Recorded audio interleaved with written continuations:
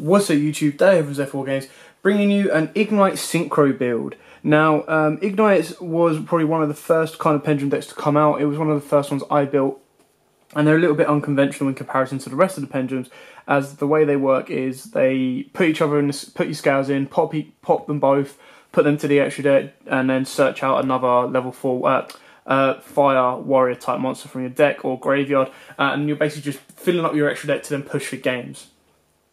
Now I know there's a very strong build which involves Utopia Zexal, but unfortunately Zexal is not legal here in Europe, so I can do a build for that if you guys would want to, but for now there's just no way of me to test in a competitive manner apart from just with friends, because annoyingly it's not legal.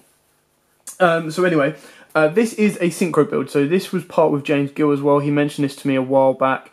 There's actually a tuner, a level 4 tuner monster that you can search in this deck, which is very helpful. Now, there are other tuners you can play in this, like Comrade and Swordsman, and stuff like that kind of help, but this one is searchable, so it just makes life so much easier. So without further ado, I'm going to crack straight into it. So, we start off with triple Igknight Gallant. Now, they're all vanilla monsters. They basically just... Some of them are really beat sticks. There's a stun version of this as well, where you can you activate, play a lot of traps. In this deck, I don't play any traps because it's mainly about synchro summoning and then being able to reuse these from the extra deck and stuff like that. So basically, all the Igknight pendulum scales are 2 to 7, and then their effects are: if you have an Igknight card in your other pendulum zone, you destroy both cards in your pendulum zones, and if you do, add one fire warrior type monster from your deck or graveyard to your hand. So we play Triple Gallant, who is the 21 beater, 22 defender. Triple Veteran, who is the 13 attacker and 27 defender. Triple Cavalier, which is your stronger beat one, which is 2400 attack. Triple Margrave, so you play 6 level 6s, 6 level 5s, who is your 25 defender. Then I play 5 level 4s, which is 3 Igknight Templar and 2 Igknight Paladin. Then I play 5 level 3s. Triple Crusader and double Squire. Just because, you know, Crusader is a bit more offensive, whereas Squire is a bit more defensive. And then I play triple Rose Warrior of Revenge.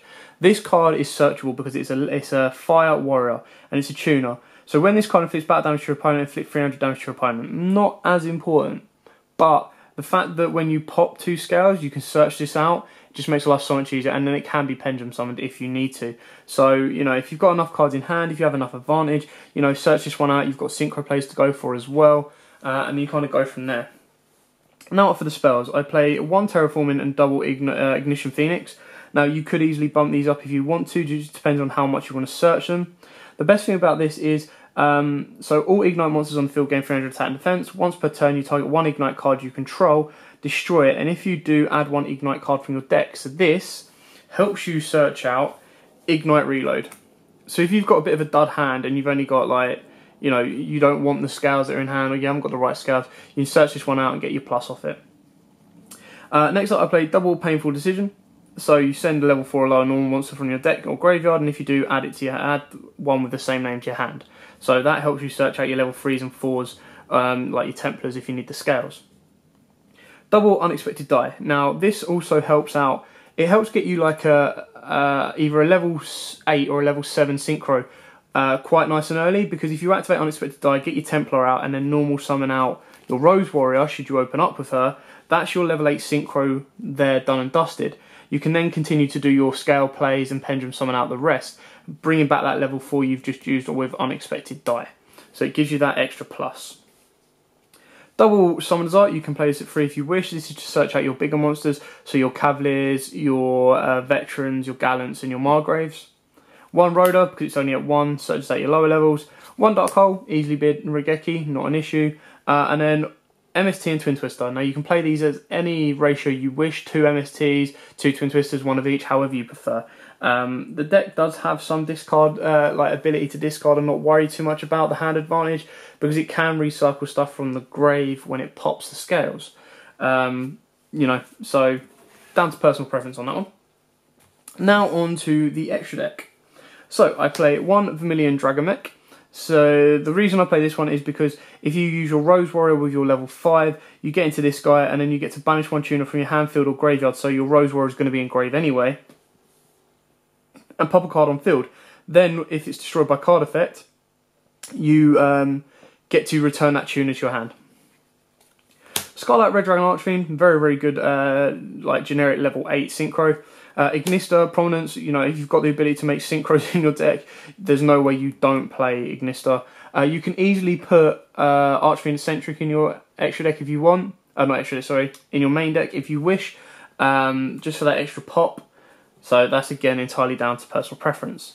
Cypher Lord Omega, he doesn't have to be in here, he's just a very, very, very good generic level 8. Black Rose Moonlight Dragon, this can easily be Black Rose if you want it to. It just depends on what situations you're going to want to find yourself nuking the board and what situations you're better off just bouncing level 5s or higher. Odd Eyes Meteor Burst Dragon, because it helps special summon out your Pendulum card. So basically when this card is special summoned, you target one card in your Pendulum zone, special summon it. Also, this card cannot attack for the rest of the turn. You can only use the effect once per turn. Monsters in your opponent's possession cannot activate their effects during the battle phase. So that is a general lockout. So you bring this guy out, you can then special summon like your Galleon or your Calvary from your Pendulum Zone, and then your opponent can't activate monster effects during the battle phase. And then clearing Synchro Dragons is probably one of the best level 7 Synchros out there. So you see a nice little roundup of Synchros, because I don't want to go too heavy with the Synchros, because you've only got the 3 tuning targets. Yes, it can be recyclable, but you know, you don't want to go much further than what you've got here. So we'll move those out of the way and then we'll move on to the XYZs. Right, so moving on to your XYZs, we play Constella Ptolemy M7, again one of the best level 6s or rank 6s, and then the fact that it gets to revive monsters in your graveyard and return it to your hand, so again you can recycle your tuner if you wish to, or bounce back cards on the field. I play Arduous, Keeper of Armageddon, and Trius, Keeper of Genesis. Don't have to play these, I just like playing them as a pair. They're both very good. Like this one lets you target one face-up card your opponent tries and destroys it. So if you can get a rank 5 on board, then this can pop an anti-spell and stuff like that if you need to. And then so does Trius. They're both particularly the same. I then play one Shark Fortress. So your opponent cannot target monsters for attack. Set this one, very, very good.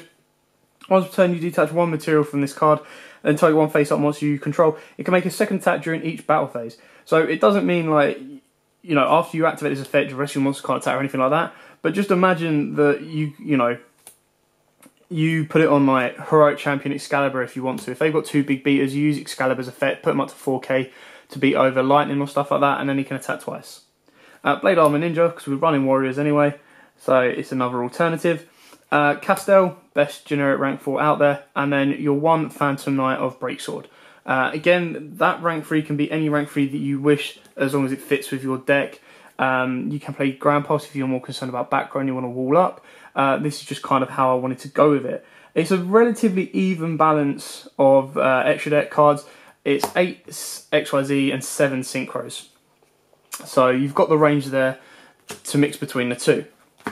And that is it. So I personally don't think this is very expensive in the main deck. Like I think Rose Warrior is a few quid, depending on what rarity you want. All the Igknight stuff is very, very cheap. And then when you get to the extra deck, Clearing's okay, quite cheap, so's Odd Eyes, so's that. Cyframe's a bit expensive, but like I said, you don't need him in there, so you can get rid of him. Ignister's relatively cheap, so's Starlight, Vermilion. Again, Phantom Knight can be a Ground Pulse, you don't have to have him in there. Castell's cheap, Blade Armor Ninja's cheap, cheap. These guys, they're probably about 5-6 quid, maybe a tenner, I'm not 100% sure. But, you don't need to have these in there. You can just as easily have Volcasaurus and stuff like that in there. And then M7 is cheap as chips. So, that is it for the Synchro deck build. I hope this gives you some more ideas to experiment with an Igknight deck if you already have one. Or if you just fancy, trying out pendulums. Yes, this is going to change when Link comes out, but so's everything. This is just for a bit of fun, and give it a go. So, thanks for watching. Don't forget to like, comment, subscribe, share. And until next time, guys, as always, happy dueling. If you like that video, why not check out our other videos available? We've got more deck profiles, pack openings, and of course duels. And don't forget to click on the most important button of all, that subscribe button, right in the bottom left hand corner.